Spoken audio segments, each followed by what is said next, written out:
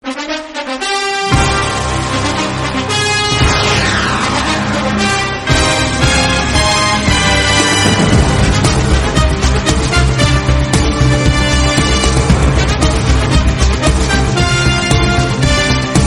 right, welcome back. Episode 3, Talking Balls. I'm your host, Conor. And we got a good episode here today for you. It's kind of like Christmas feeling. We had college football this past weekend, and then we get NFL this week. And I am super excited for this. I can't wait for the fantasy football aspect. Just watching football 3 days a week. It's going to be great. So with me today in the sack, which, by the way, Talking Balls. We're talking balls here on this podcast. I renamed the room that I am in as the sack. So with me today in the sack, I have Mr. Tony Gallo, aka Pico, and he is going to help me flesh out this NFL season. And welcome.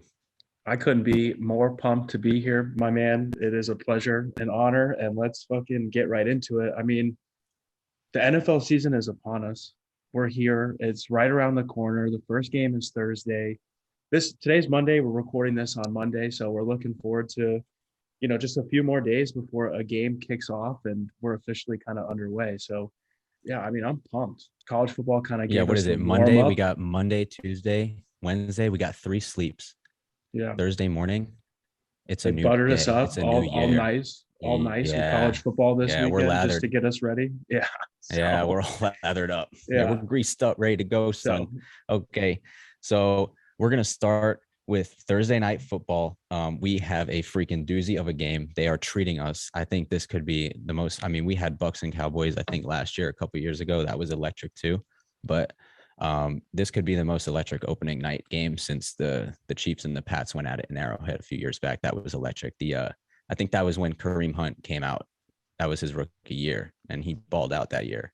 Was that the year that the Chiefs, it was after they had lost to Tom Brady and he went to the Super Bowl? Yes. Okay. Yes. And then it was the next season opener. Yes. Okay. Yeah. And it was like a 40-point shootout.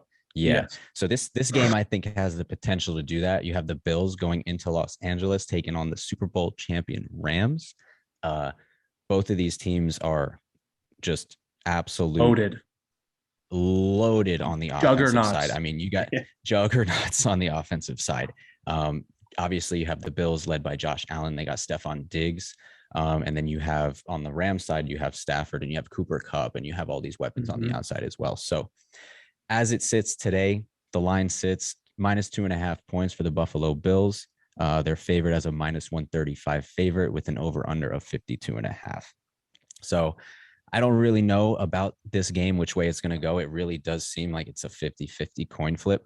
My gut is leaning towards the Rams. It's hard to go against that team after what they did, the run they put together last year. 2.5 points at home. Some people might think Super Bowl hangover, whatever it is. I think the play is the Rams. I think Stafford's going to come out firing. They got a healthy Cam Akers back. Stafford loves his big targets. They got Allen Robinson this year. I think Allen Robinson, I'm going to say it real quick. We're 2 minutes into this and I have a bold prediction already. I think Allen Robinson is in a position to have double-digit touchdowns this year. I think when they get down in the red zone, they have that big body. Stafford loves a big body. He's going to throw it up there. Robinson's going to grab it.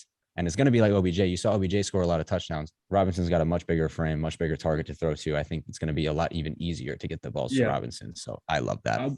I was going to ask you if you knew if they're going to be doing a ring ceremony and all that good stuff before the game, or are they just because that would kind of be a pivotal factor in, I guess, my decision making on which way I would lean in this game, just because you see it a lot after. I mean, I'm not going to compare the sports, but it's after the NBA finals, they usually open up at the team that won and they do the whole ring ceremony before the game, hand out the rings. It's a whole ordeal. I guarantee you that first quarter is going to be pretty, if they can hang in there for the first 15 minutes and then they get going after all that potential emotion and whatnot.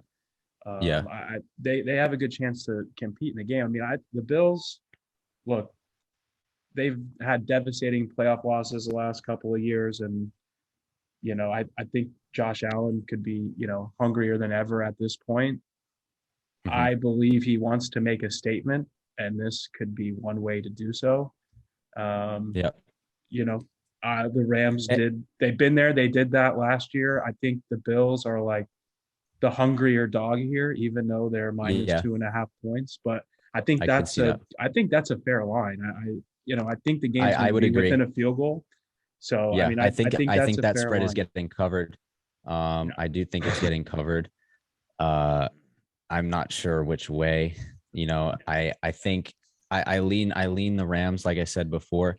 But the Bills, I mean, the AFC got another quarterback, especially Russell Wilson out west, and you obviously have Patrick Mahomes, you have Lamar Jackson. The Steelers are always Herbert. good. You have Justin Herbert with the Chargers. So the AFC is loaded, but I would still put the Bills as a front runner, given the fact that they have. Didn't even say Joe Burrow. We forgot all about Joe Burrow. So the talent is crazy in the AFC. I feel bad for all those quarterbacks. All those teams. There's going to be a handful of solid playoff potential teams that are not going to get in this year. I agree. But the Bills have the one thing that they have is they have a great defense. I know the Rams have a great defense as well. The Bills are tops in the league when it comes to defensive categories. It's pretty remarkable. They're number one overall in terms of yards per game. Points allowed per game. So I mean, they can shoot it out with opponents, but they can also hold you down. Yeah, it's going to be a good one. We'll see what happens that night. But gun to my head, I'm taking the Bills. I guess would be my final statement. Yeah. All right, we'll see. Yeah. So that one's Thursday night, 8:20 kickoff. That's going to set us off right for the weekend. And I hope that one is a shootout. 52.5 seems kind of light. It's kind of tempting. I feel like both teams are easily going to score 30. So we might have to take the under in that game. Something to watch out for. Do you think that it's easier for an offense to get off to like a good start at the beginning of the season, or like do you think it's better as on a defense? Like you feel like you have the upper hand, kind of like I guess pitching and hitting as you get into like a baseball season. Like for the first, I would tell you defense. Long, yeah. I would tell you defense, and I'll tell you why. The first thing that came to my mind is when you think about the colder months, December, January, what travels? Run game and defense, right? Yeah, the good teams have a run game. The good teams have a defense. So really, if you have a good defensive scheme, which the Bills clearly do, that shit travels anywhere. You can play first game, last game, Super Bowl. If you have a good defense, it should be there as something you can even lean on. So that is, like I said, that's something the Bills have. I feel like they do have a slight edge on the Rams. So we'll see. We'll see about that one. Let's move on to the next game. Yeah. Oh yeah. Regardless, it's going to be a great game. It's going to be super entertaining. So it's definitely a gift that they gave us that one, week one. Let's move on. There's Ravens Jets. We're not going to talk much about it. I want to move on to the next game, which I think is a lot more appealing. Ravens -7, to be honest. Take it to the bank. Jets are good. I think they will be better. They'll be improved. They're healthier this year. But they're not even close. They're not close. And the Ravens are an AFC contender. Give me the Ravens -300. Parlay that shit up. Whatever. If you're feeling frisky, you want to take the 7, go ahead. If you want to buy down and be safe, get it -6. That's fine. But it's Ravens all the way there. There's not much discussion. Yeah, I was going to say, if anything, it's a really, really good thing to put into a teaser. It's probably going to be one of the more popular teased games of the week. It brings you right down to the money line. Throw it in there with another one that you can find, which I have one later that I'll also mention. But yeah, the Ravens are definitely AFC contender. Lamar carries them as long as he can stay healthy. I mean, as they proved last year, though, too, like they can win games while he, isn't on the field. But they'd much rather obviously have Lamar Jackson out there. Yeah, you need Lamar Jackson. He's a difference maker. He's an impact player. Key for them is him staying healthy and just having, not turning the ball over too. So you've seen him on both ends, and those are two things for him that help that team be successful for sure.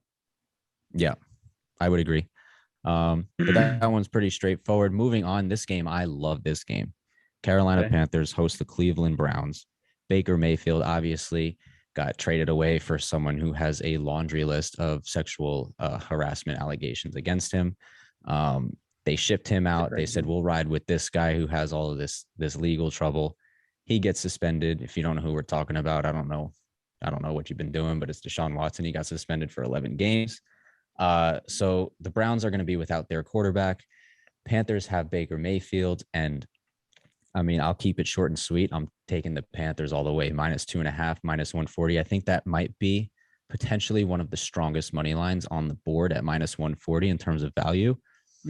For one reason and one reason only. You look at Baker Mayfield in college, you look at him before he got to college, and you look at him in the pros.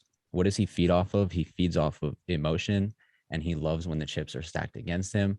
And this is a prove it game kind of. This is like okay, you want to trade me away? Let me show you what I can do to you if you want to do that. And I think that is the environment that Baker is going to thrive in. I think he's going to try and run it up as best he can. Obviously, the Browns have a very, very good defense, and they're probably going to rely on their run game between Hunt and Chubb. They're going to try and run it down the Panthers' throat, and they're going to make Baker beat them with his arm. Baker's capable of doing that. He has a few weapons. He's got McCaffrey. He's got DJ Moore, right? He had weapons in Cleveland as well. So I feel like in terms of skill level, he's got pretty much the same thing around him. And I'm excited to see what they do. I don't think they're going to compete in the division necessarily. It's a pretty stacked division. I would even put the Saints ahead of them. And obviously you have the Bucks. Yes. But I like them to win this game. Maybe it's not really an upset, but I feel like people think the Browns are going to win this game just because they are overall supposed to be the better team. Who are the Browns even starting at quarterback? So Jacoby Brissett is going to be the Browns starting quarterback. It's not the worst. It's not Deshaun Watson. And I think if you're looking head-to-head quarterback, Baker Mayfield is better than Jacoby Brissett. So I like Carolina to win this game. ESPN gives them a 37% chance to win this game, even as a minus 140 favorite. So that's kind of sketchy, obviously. They're giving the underdog a 63% chance to win. I love Carolina here. Hammer that down. Tone, do you have anything to say about the game? I mean, yeah, if the Panthers can plug the run, because obviously the Browns use their, running back tandem as their kind of 1-2 punch, and that's how they, that's their offense. They run through that. They set up everything else off of being able to run the ball. So, if the Panthers can plug the ball, plug the run. I mean, Jacoby Brissett is not. I mean, he has done it before, but he's not one to throw a defense and win a game through the air, I guess. He's a good game manager. He's won important games for teams, making playoff runs and things like that. But I think the whole Baker playing against his old team storyline is going to have him fired up, as you said. He does thrive off emotion. So plug the run and make Jacoby beat you and take your chances. I like Carolina in that matchup as well. So, and they have it at home. Right. Home field is which I think in week one is a big thing. Yeah, I was thinking that not just week one, really any week. Give me the home team. If it's a toss up, a lot of times I'll pick the home team just for shits and gigs. Moving on, Jacksonville Jaguars versus Washington Commanders. This game is a little more intriguing than I think people would see at first glance. But Jaguars are the underdog plus 3 points. Commanders are at home. Commanders have Carson Wentz they got in the offseason from I believe the Colts. Jaguars have a totally new culture, if you will. They're trying to reestablish themselves. They got Doug Peterson as their head coach. They got rid of Urban Meyer, and that entire fiasco is gone behind them. Trevor Lawrence can probably try and operate an offense more clearly on the same page with his coach. He's got his star running back from college, ETN. He's got him back after an Achilles injury. He's a versatile playmaker. He can catch balls. They're comparing him to Alvin Kamara. He's elusive. He's fast. He's like a do-it-all back.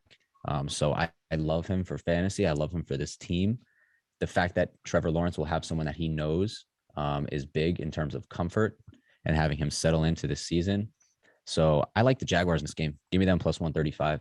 I'll take that money line, and I'll put that down as the first official pick. I'll be riding that week one. I'll be touching that one for sure. Yeah. So I thought you were going to go with the 3 points, but we're just going to go straight. No, we're going to go with the win because I don't like the Commanders. Maybe it's because, Giants, same division. I don't like them, and I don't think they're good, even if they are. I don't think any of those teams in the division are good. Giants aren't good either. Fair. But I don't think anybody else is good. Jaguars are going to win that shit. Doug Peterson also, I believe, has a winning record against Washington when he was in Philly. So he knows they're familiar with each other. Sure. Give me Peterson and the Jaguars. Yeah, I like that. I mean, Travis Etienne is a huge thing. He was missing last year. Not to say that James Robinson before his injury wasn't great. He's a great running back, but Travis Etienne is that next level playmaker, change your offense, dynamic type running back. So he's a 3-down back. He can catch passes. As you mentioned, he played with Trevor Lawrence for the whole time that he was at Clemson. So, they're very familiar with each other. I think that's going to help. And Doug Peterson is an offensive guru, if I'm not mistaken. So, I expect nothing in the sack. All the good. Lights just all went good. out in the sack. But yeah, I mean, I like +3. That looks nice. Give me the field goal. The only difference between that game is home field. I think home field advantage is almost worth 3 points. So, it's pretty evenly matched. Both teams have question marks everywhere. So, if they can score up some points and Trevor Lawrence cannot protect Trevor Lawrence. That's the thing. He's got to be. Yeah, he can't get sacked a million times this year. He's got to cut down the turnovers. 30 seconds. Sorry. Yeah. Sorry. Go ahead. No, you're good. I think he needs to just be more efficient, and I think they'll be fine. Yeah, he did. His ratio was terrible. I think his completion percentage was under 40%. So you look at all the metrics of Trevor Lawrence, it was really bad. But then you look at the situation he was in, and you're like, okay, can we really use that as an accurate measuring stick? I don't think so. I think he's in a much better position to succeed this year. Agreed. They were dead last in the NFL in terms of total offense. So they have a lot of work to do. Like we said, they get an ETN back, which is good. They added Christian Kirk from Arizona as another weapon for him. They have Evan Ingram and tight end they got from the Giants. So they have skill players around Trevor Lawrence to make some plays work, score some points. They're not going to be relevant, but I do think they're going to be a step forward from last year. One step at a time. It's a process. That's really all you got to love do. the process. When you're rebuilding a team like that, that's So next game, hometown heroes, Miami Dolphins, welcoming Bill Belichick and the New England Patriots. This is intriguing for many reasons. People are excited for Tua. They're excited for Tyreek. A lot of people are saying, Tua's got to do it this year, right? He's had many, many opportunities. He dealt with injuries personally. He's dealt with injuries around him to his skill position players. Everybody's here. He's healthy. He's got weapons. He's got a new coach. He doesn't have any of that bullshit that was going on with Brian Flores and the owner, all of this sandbagging games and shit, which obviously we didn't know what was going on at the time. That's tough. Even if Tua didn't know about it, that's a bad environment to be trying to groom a quarterback in. Okay. So now all of that is gone. I think he's also another quarterback that is in a very, very prime position to take that leap to the next level. And you look at the run game that Miami had in the preseason. I mean, they're running through gaping holes, dude. You got Mostert and Chase Edmonds, and they're hitting these holes, and they're gone. They got 15, 20 yards of green grass in front. It's unbelievable. So if they can run the ball, make the team stack the box, try and stop the run, and then you have Tyreek Hill blowing the top off of the defense. Listen, they could be dangerous. I'm not going to say they're going to take the Bills out for the division. I think the Bills are going to win the division, but do not be surprised if this team is in the playoffs as a very, very strong 11-5 wild card team. I haven't looked at their full schedule, so I don't know if they're going to get to 11 wins, but I can see them taking the Patriots out, moving up in the division. Patriots will be third, Jets will be fourth, and the Dolphins are going to be competing for a playoff spot for sure. Yeah, I agree. I mean, I don't think South Florida has been more excited for a season in honestly my whole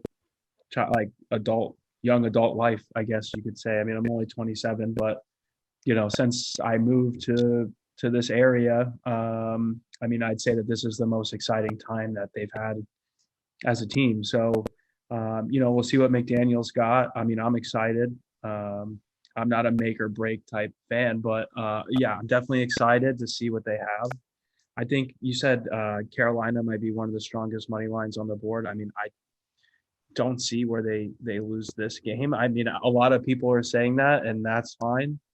Sometimes we have to think both of us are in South Florida, so we are hearing a lot of Miami Dolphins buzz. So it may seem like that's the only thing that we're seeing, and that's the only thing that people are taking. But I do think it's going to be a pretty heavily hammered line. But in terms of a strong money line, I'm with you. That 165, let's put it together with the Panthers. Yeah, I mean, let's put it together, dude. That seems as good as it can good get. to me, man. We'll see about that. I wouldn't be surprised if I wouldn't be surprised if, I mean, the line's at 3 now. I mean, I wouldn't be surprised if it moved a little before the game. So if you want to Yeah, get it might it, get up I to mean, 4. now's a good time. You still get, Hmm. 3 points. I like the 3 points too. So, I mean, hopefully Tua can take this next step. I'm very hopeful in his progression. He's got to And stay he's got healthy first and foremost. for Best sure. ability is availability, right? So I think he's, to me, I'll be a hard I have been a hard critic on Tua. I don't think he's it for whatever reason. I'm not sold on him, and He's I have left-handed. durability concerns. I think that's a different discussion for a separate podcast. But I'm gonna throw that out there um, now. I think he's made of Yeah, glass, dude. He hasn't shown me that he can stay healthy, and I think that's a fair criticism to make about him. But if he can stay healthy yeah, and all the guys around him can stay healthy, this team is going to compete. They will win, and I see them getting in the wild card. And for if sure. they see the Bills in the wild or in the playoffs for a third time, you know what happens when a team plays for the third time. That shit's a toss up. Anybody could win that game. I I don't was care if gonna you say won the first too. two. I mean, if you're going to take division winners, I mean, for all betting purposes, I mean, they have great, it's plus 425 for them to win the division.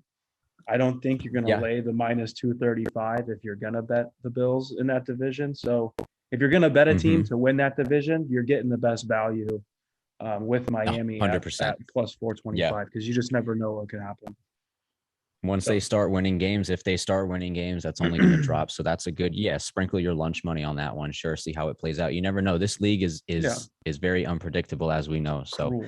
we're talking all this shit right now, but who knows what's Sure. going to happen, really? Yeah, we Who can't predict knows? the future. Yeah. No.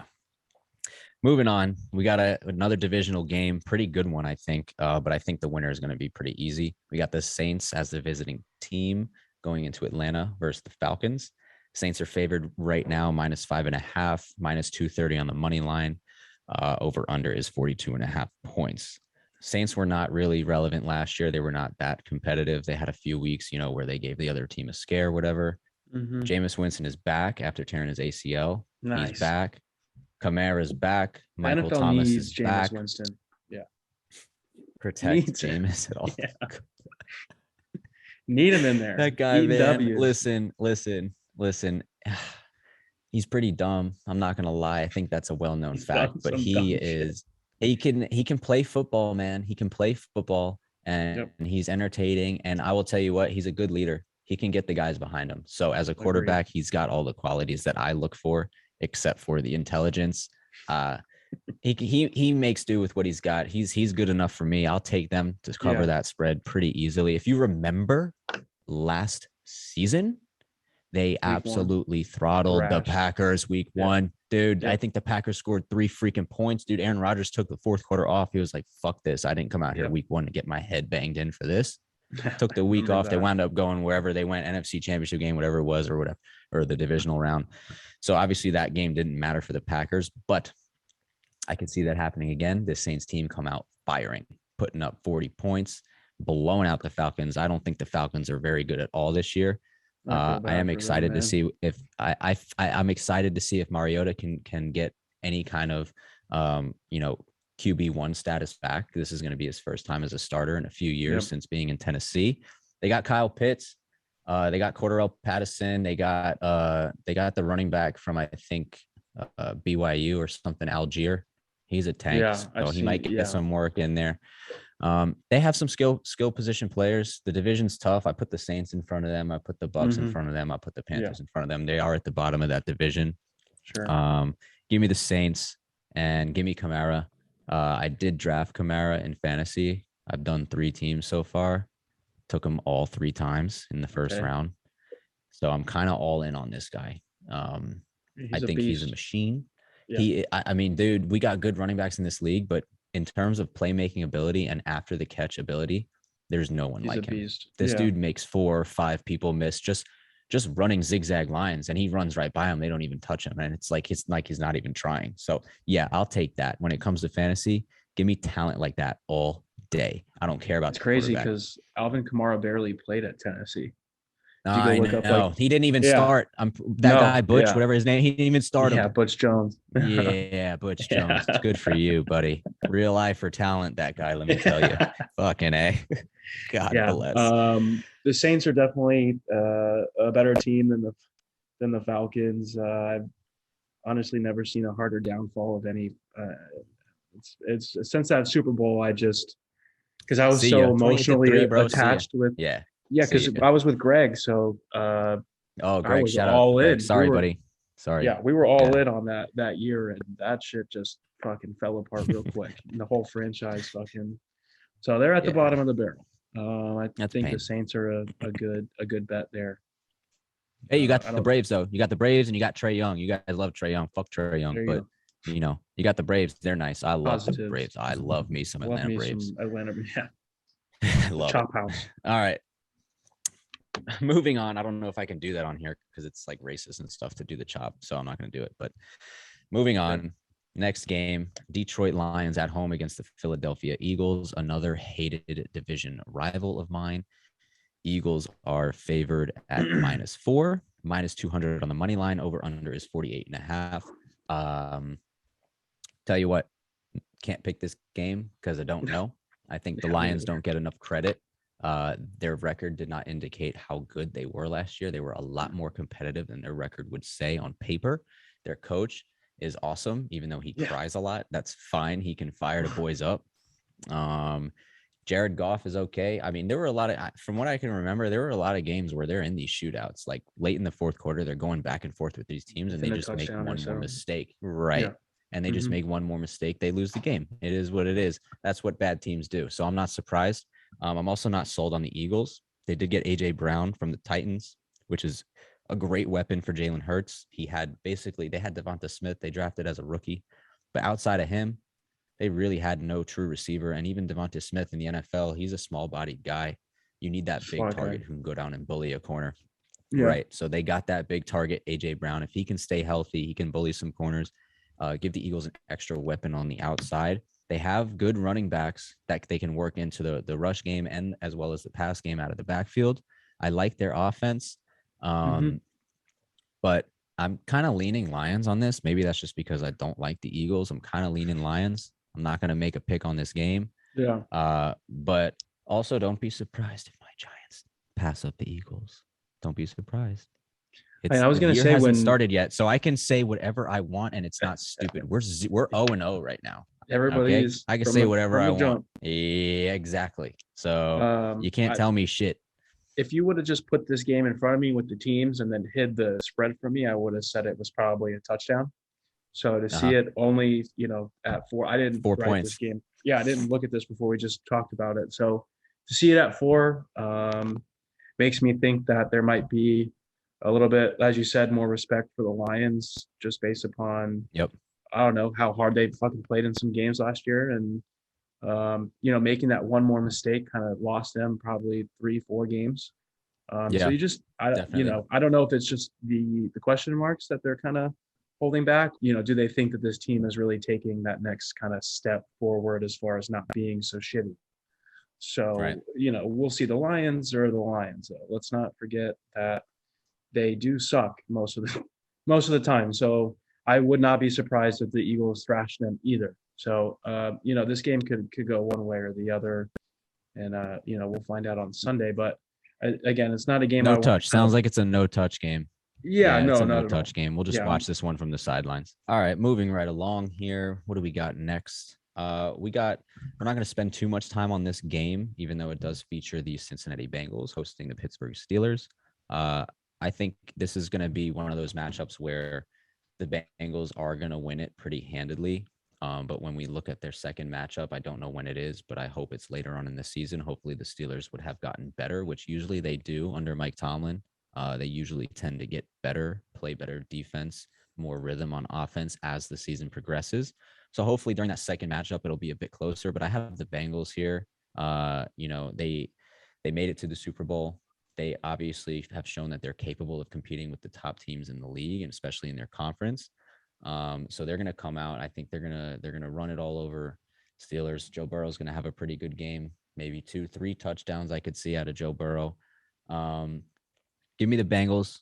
We'll run with them, and we'll see these teams when they meet again in Pittsburgh for round 2. I think that'll be a better matchup to talk about.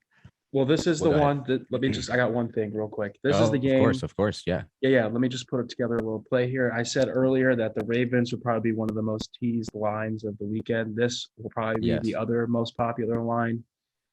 So if you put the Bengals, this is a fucking bitch ass teaser of the week.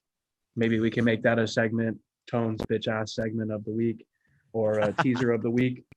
Um, if you get just 6.5 point teaser, I mean, it's not that hard. You get the Bengals, two teamer, Bengals, Ravens, 6.5 points. You basically get them both on the money line. I mean, I That's don't, basically it. Yeah. yeah. PK. So I mean, if I was gonna make a Run pick, it up. if I was gonna make a fucking bet this week, that might be the one. Okay. That's probably the thing that I would put out there in public as my first play. A little two-team So tease you got action it. for week one. You got Pico's 2-team 6-point bitch ass teaser. Heard it Yes. here first. Talking balls in the sack. We got Bengals 6-point teaser. Ravens 6-point teaser. Six You're and a looking at half. both Six of and a those half. guys. Well, Six and actually, a you could half. do I'm sorry, six yeah, and a half. 6.5 would be But better. That it's way, gonna kids be may a sneak six it out. point teaser. It's Yes. gonna be a 6-point teaser. So basically, it's a PK pick on the Ravens and the Bengals. Parlay them Yep. up. Heard it here first. Yes, sir. Next game on the docket, first 4 o'clock game I have. It's also a very, very, very good game. Minnesota Vikings at home against the Green Bay Packers. Packers are favored at -1.5 points, -125 on the money line. Obviously, the Packers lost a huge piece of their offense. Devontae Adams went to Oakland. Aaron Rodgers probably feels like he lost half of himself. I talked about it last week with JJ, but quarterback, when they have that guy that they can rely on and they can trust, it's just you can't replace it. I don't care who you have, you can't replace it. We've seen it time and time again where Aaron Rodgers is down by 3 points, down by 2, down by 1, whatever it is, with 33, 32 seconds, and they gotta go either it's 75 yards after a touchback or it's even more. And he does it in 3 plays, puts him in field goal range, and they got 10 seconds. They're looking around like, hey, you wanna try for the end zone one time before we do this? Like, dude, it's unbelievable. So agreed. To that point, give me the Vikings in this game. Give me the Vikings in the division. Okay. I think this is the year that the Packers are getting dethroned. I don't think Aaron Rodgers has enough around him in terms of the receiving core. I think that group is way too young. I think he is putting them on such a steep learning curve that he's pressing these receivers. He might press them into mistakes, right? Because you saw what he said, like, we got guys making mistakes. They got to pick it up, this and that. Yes, you want guys to be accountable. And I understand Aaron Rodgers has that. He has that reputation where he's allowed to hold people accountable, and he's kind of like Brady. He can say whatever he wants to you, right?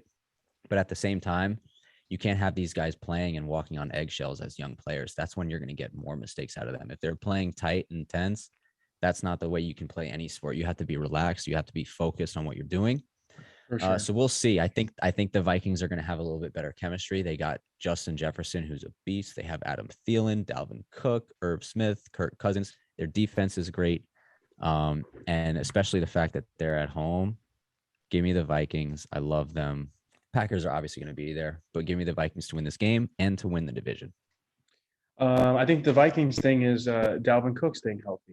And if they want to get off to a good start this season, they need to do something in week one that usually doesn't happen, and that's beat the Green Bay Packers. That ultimately gets you already a game up in the division. If it comes down to a tiebreak, which sometimes it does in that division, you at least have the upper hand for the time being, and I think that would get the season off to a good start. Can Kirk Cousins be efficient? Can he just lead them to a few wins in the division? I think they're better than kind of people give them credit for as the Lions as well. They have guys like Dalvin and Justin Jefferson and Thielen as well. What's the other receiver's name? Their third guy, KJ Osborne. Yeah, Osborne. Okay, and him they have too. Osborne. Yeah, those 3 guys are good. They have Dalvin. I don't know who backs him up, but Alexander Madison. Yeah, that's a solid. I mean, if something were to happen to Cook, he's a good fill-in. He's obviously no Dalvin Cook, but he's a decent fill-in. I mean, Vikings right in the middle of the pack, team offense 14th. Obviously teams in front of them, playoff teams, but the teams below them, I'm looking at the list: Raiders, Saints, Browns, Steelers. Dolphins last year, they might come up. But all of those teams, I definitely see the Vikings a tier above them. But they're also a tier below those other teams like the Chiefs, Chargers, Bengals, and Rams. They're not at that tier yet. But I think they get over that hump and they're going to win the division this year. One note about the Packers, Aaron Jones and AJ Dillon, they have a great tandem of running backs back there. Yes. And the one thing I want to say is with the loss of Devontae Adams, I could definitely see Aaron Jones helping out in the receiving game on third down. And we might see more sets with both of those guys on the field, AJ Dillon and Aaron Jones. AJ Dillon in the backfield, Aaron Jones in the slot, because Aaron Jones is also another dynamic playmaker when he gets the ball in his hands. So I think everyone's going to have to chip in, obviously, to make up for the target share that Devontae Adams is leaving behind. And the Packers will be okay. But give me the Vikings yet again on this day. Agree. So next game, Kansas City Chiefs, Patrick Mahomes visiting Arizona Cardinals. Kyler Murray will be without DeAndre Hopkins. He was suspended. They still have James Conner. I'm kind of blanking on other receivers that they have. They have Zach Ertz at tight end. Yeah. They got, that Kirk is in Jacksonville now. They got Marquise Brown. That's the big one. Okay. They got Hollywood from Baltimore. So, I mean, they're going to be good, right? But you look at that division, Niners, Rams, Cardinals, and the Seahawks. Seahawks, obviously, dog shit. We're not going to talk about them. I feel bad for Seahawks players, Seahawks coaches, Seahawks fans. It's going to be a rough year for those boys.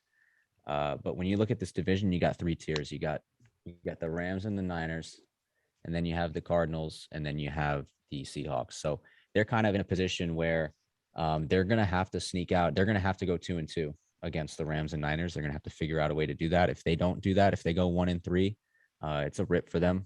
I see them kind of in the middle of that division. They're going to beat up on the Seahawks as they should, but I could definitely see them struggling against those other two top teams, which puts them right in the middle. Like, what are we going to do with this team? So we'll see what happens with them. I'm not sold on Kyler Murray. He had a good year a couple of years ago. In terms of leadership capabilities, I think he's bottom of the barrel. I mean, he'd rather play I hate Call of Ryan Duty. Tannehill, but I'd almost have Ryan Tannehill over this guy. I swear, he looks like he's always trying to make excuses. I don't know. Not a fan of Kyler. Big fan of Mahomes. They got a lot more weapons, much better defense, better coach. They're just fun to watch. Give me Mahomes. I mean, both teams are fun to watch, but I mean, the Chiefs not obviously his girlfriend, are. though. His girlfriend's hella annoying, or his wife. Girlfriend, it's his not brother. Girlfriend anymore. Oh, brother. Oh God.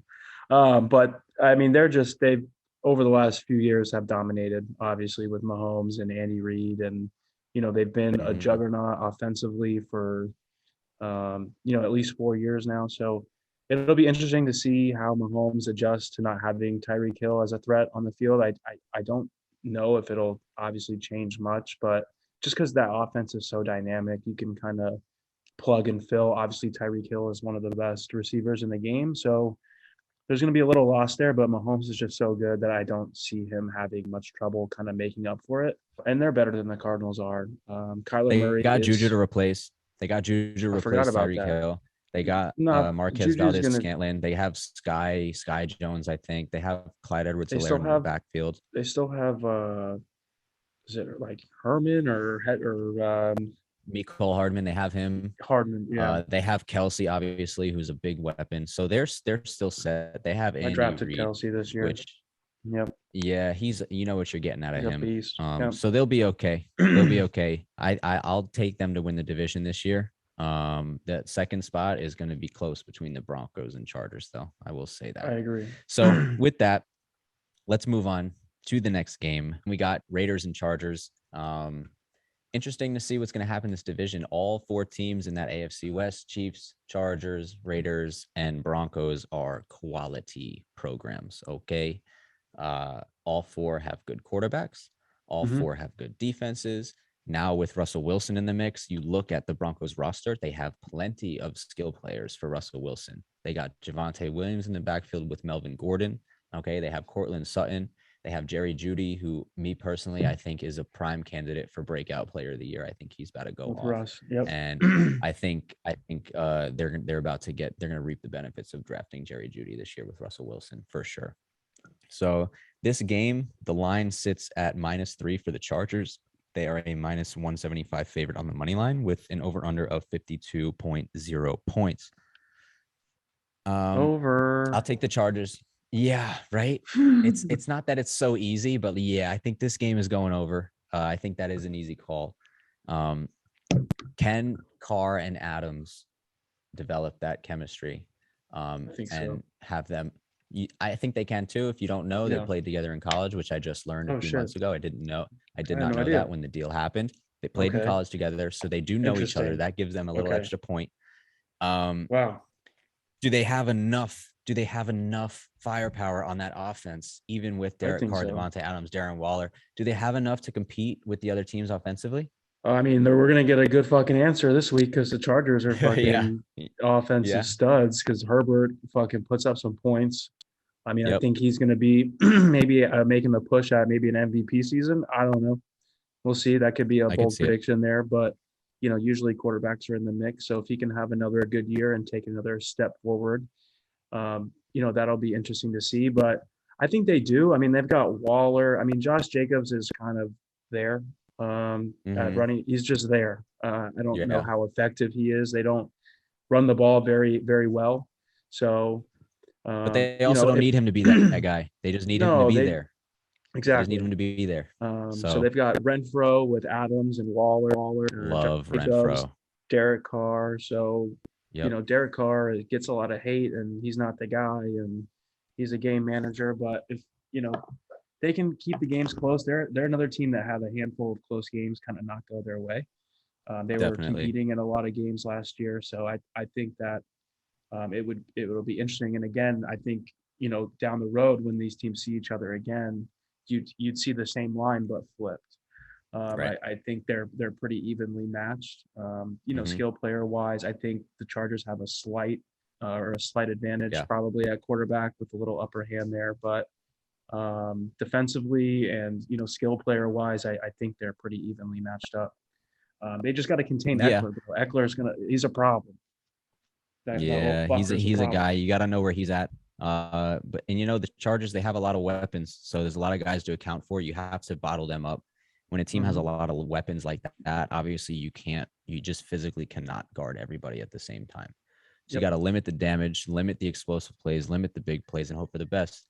I mean, you look at the Raiders from last year, they had debacle and fiasco one after another with the Gruden thing and the emails, the racist Yes. emails.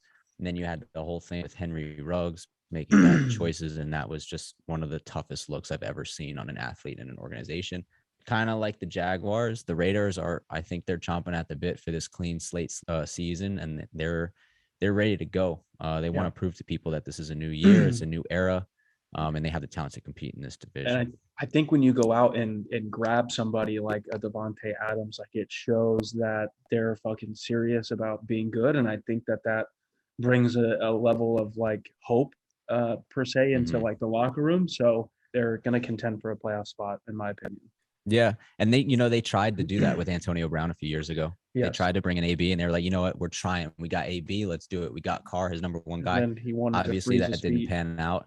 Yeah. That was an Oakland, to me, that was an Oakland Raiders type move. Like, yeah, you would be maybe the Browns are the other ones that would sign Yes. AB at that stage of his Yes. career. But Devontae Hey, Adams, you live and you learn. top It worked tier. out, I Yeah. guess. Yeah, I guess. Adams was a great sign. We'll see where they Yeah. go. Tough division, man. God bless. Tough division. I Very. wouldn't be surprised we get one division winner and both wild cards coming out of that division. I'm not gonna lie. So That would that's it. knock out. That Next would knock game. out Miami. Oh, we'll have to see. Yeah, it would. Yeah, well, that's Next gonna game. be it's fucked. Hey, AFC is a gauntlet, man. We already It's a ran through the fucking list. I shit mean, show. there's a solid 10 teams that I could There's see teams making the everywhere. playoffs. So Yeah. it's going to be a crazy season. Next, New York Giants, New York Football Giants versus the Tennessee Titans in Nashville, Tennessee. Yeah, I don't know if I'm just, tickled for the underdog lines tonight, but or if it's biased, and maybe I'm betting with my heart this week. But yeah, you can tally this one, viewers at home. Giants plus 5.5. Buy it up to 6 if you're feeling lazy. Plus 200 on the money line. Give me all that. Okay.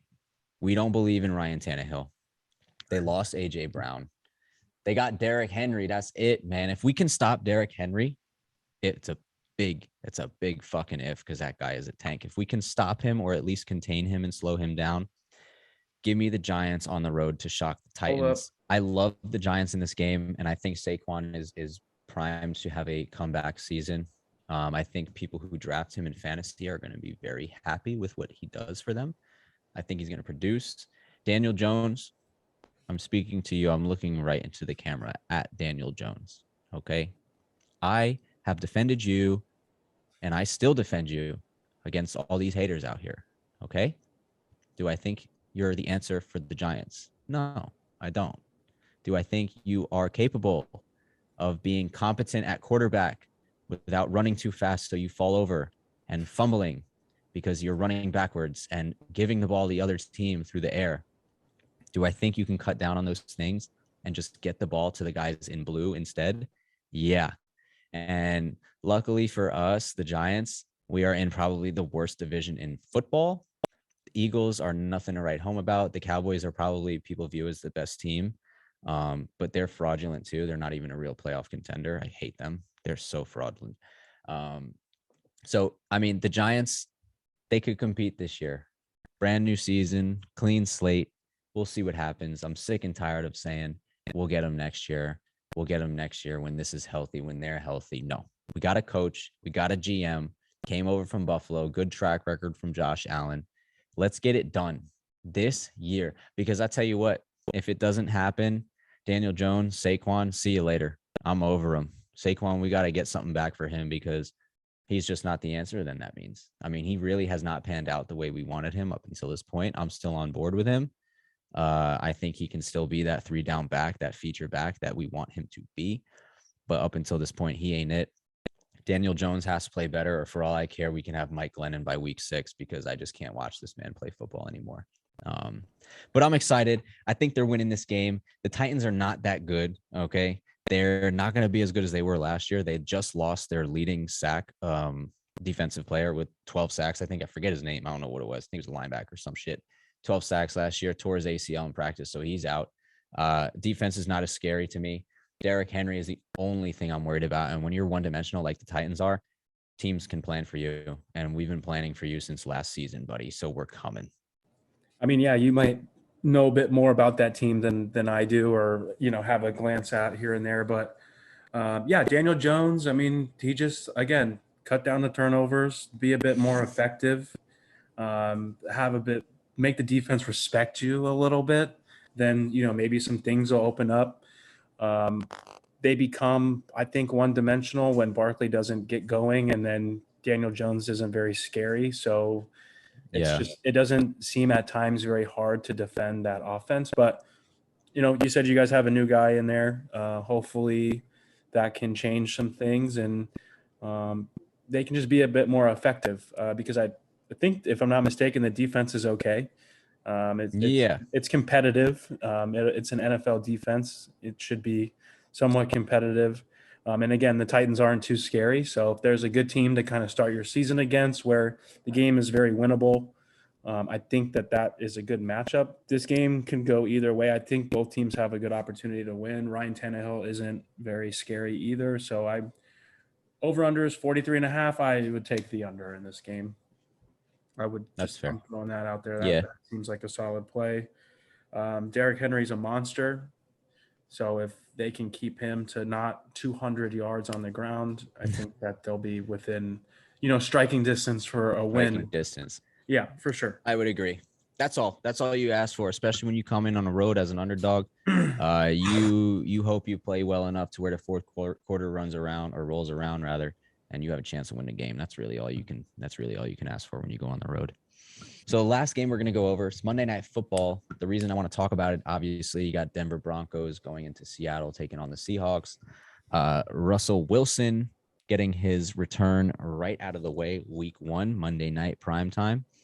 And Broncos are favored 6.5 points, and I think that should be 7. It might even be 8 by the time the game starts on Monday.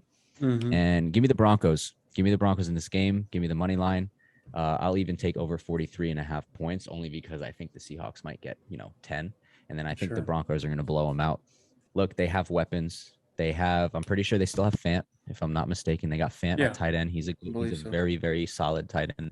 They got Jerry Jeudy. They got Cortland Sutton on the outside making plays. They have Javonte Williams. They have Melvin Gordon as a veteran running back who used to be a 3-down, do-it-all back. So if he can resemble anything like that for them, and even just slide in on 3rd down for Javonte Williams, I think they have a lot of talent. They're definitely going to compete with the Chargers. They have a defense already to compete with all of these teams. They can hold these offenses down defensively. Can they score points? Can they put it all together with Russell Wilson? And can Russell Wilson replicate the Russell Wilson type performances that he had in Seattle? Those big 400 yards, 4 passing touchdown games where he has both of his receivers over 100 yards. I think he can do it. I think he's got plenty left in the tank. I like the Broncos this year a lot. What do you have on that game? Look, I mean, people have been – this is the same conversation that I feel like Russell Wilson has had about his seasons over. I mean, last year is kind of an outlier just because of how shitty it all went. And I think that his track record speaks for itself. I mean, the guy is just – I think he has, like, the most wins, like, within a certain first however many games first of 10 his years career. In the league, yeah. I mean, that. Dude, the guy's he wins football games. It's like when you play golf and you get a par and there's no pictures on the scorecard. You know what I mean? The guy just wins. How did it get in a hole? Yeah. He just wins football games. He just gets the job done. I don't see it being any different just because he switches kind of same region of the country. West Coast. Yeah, it's still the West Coast. I mean, what they have going on right now for them kind of resembles where Seattle was possibly when they were popping and going to Super Bowls and stuff like that. So it'll be fun to see him kind of step into a team that I think that he can, take to the playoffs again. Yeah. Because the playoffs miss Russell Wilson. He's always they do fun to have in there. He's a very fiery, competitive guy. So. Yeah, he's great. He's another one of. I mean, he's there. There may not be a better leader in the clubhouse. People think he's cheesy, kind of like Tim Tebow, things like that. I think he's a great leader. I think guys play for him. Yeah. People have counted him out though. Like at the beginning of every season, they're like, does he have it this year? Like, could it be? I think he's got plenty in the tank, like you said, and the track record proves, to everybody that he's not here. He can do it. Yeah, he can do it. So listen, that's it for the NFL. That's week 1 for you. I am super excited. We'll be back next week to talk more NFL, obviously. We'll preview week 2. We'll recap the games, anything exciting that happened. Obviously, injuries, not something we like talking about, but it is part of the game. We'll talk about anything like that happens. One last topic I want to discuss with Tone before we sign off on this episode. We had an amazing weekend of college football. Okay. Plenty games, absolute shootouts going down to the wire. And I think you're starting to see the transfer portal and the NIL deals start to kind of come to fruition where you have these smaller teams going into these Power 5 conference stadiums and competing and winning games.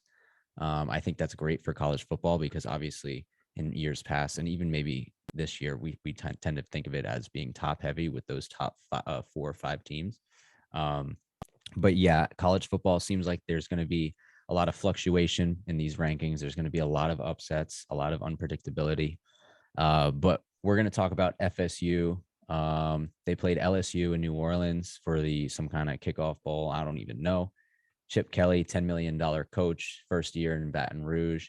And that game, I turned it on. I think it was like 9 minutes left in the fourth quarter.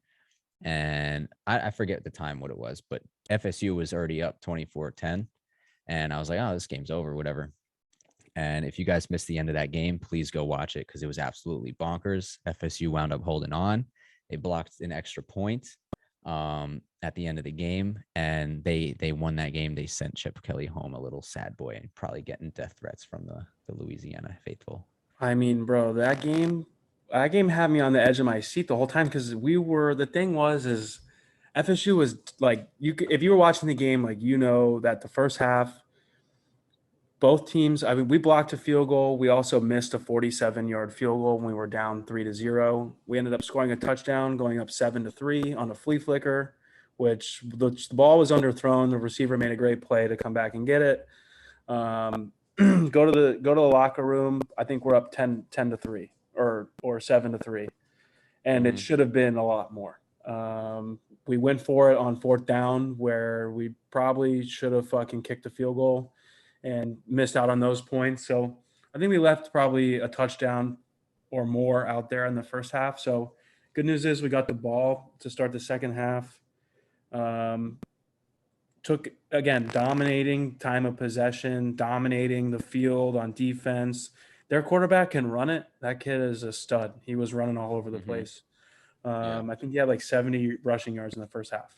He accounted for like 110 of 111 total yards for their offense in the first half. So, I mean, the kid can play. I did think that it was our game to lose as I kind of watched and progressed into the game, but those last few minutes were insane. We fumble the ball. We're at the 1 so if you yard guys line. don't know what happened, if you don't know what happened, it's it was 24.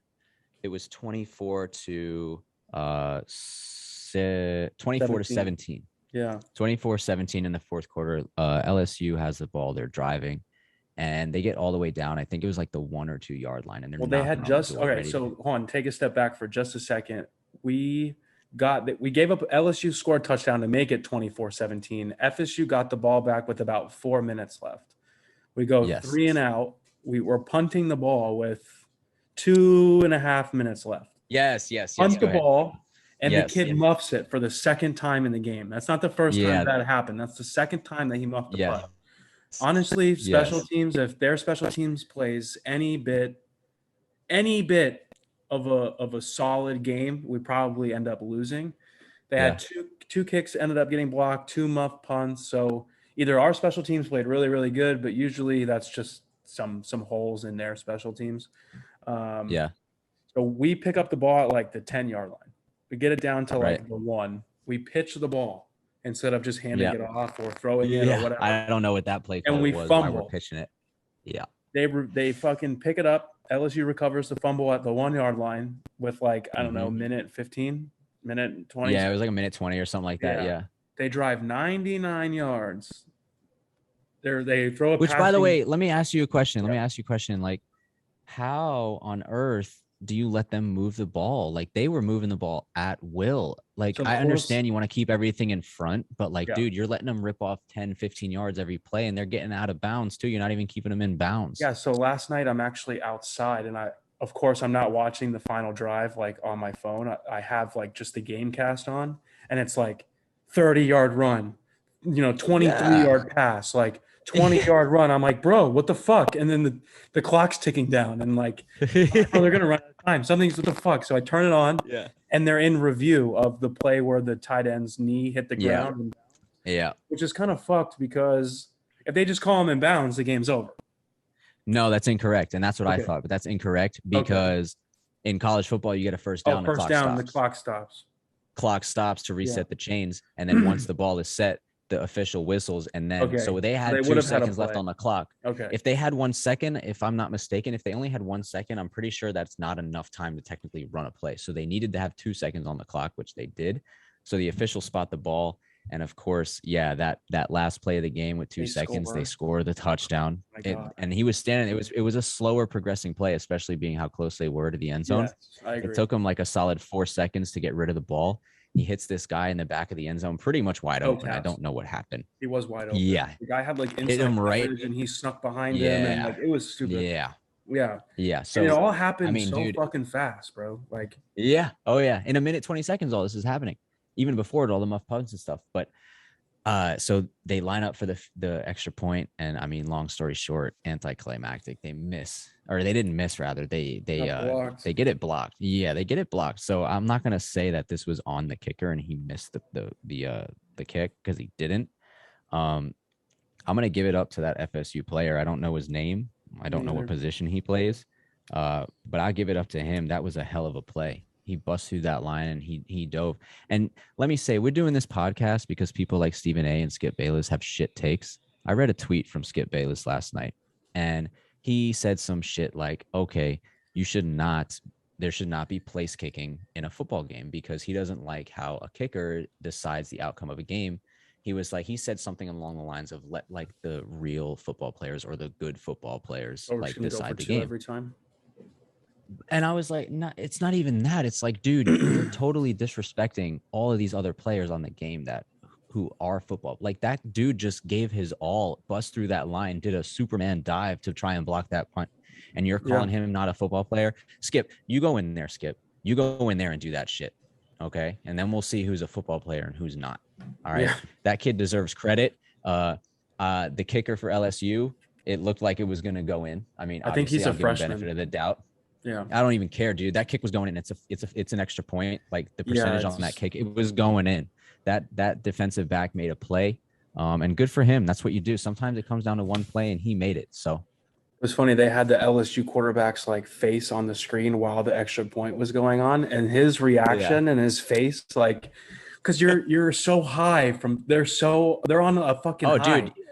They're fucking up here right now. And then dude, 30 seconds later, the fucking kick goes and it gets blocked. And this kid's face, he was like almost laughing. He couldn't believe what was going on because it was like it happened like that. And everything. That's college football. That's college football. That's why we love it. I mean, the emotional roller coaster that you go through just watching one game, let alone betting on a game. If you didn't even bet on that game, it'll put you. Oh my God, it'll put you in the spin cycle, dude. So that's why we love it. Listen, that's gonna wrap it up. Tone, thank you so much for your time. Yeah, I'll be going through these games whenever I can. Yeah, we'll have Tone back. It was great. It was fun. So what you guys can look forward to moving on. Obviously, we started this podcast at a pretty good time for sports. We got college football, we got we got NFL, MLB playoffs starting in the next month, and then we got NBA, college basketball, a lot of shit going on. Okay. So from this point forward, we're probably just going to keep on with the NFL schedule and the college football schedule. We'll stay current with those, preview any big matchups. We'll talk about baseball as the postseason comes forward. And then we're just going to give you guys our hot takes on shit that's going around in the sports world. We're going to give you guys our unfiltered opinion, whether you like it or not. And if it's dumb, like I said in that one, if it's dumb, it's dumb. You let me know. You think I care? I really don't. You just let me know if it's dumb. That's going to do it for this one. We are signing off from the sack, episode 3, Talking Balls. We're out. Thank baby. you.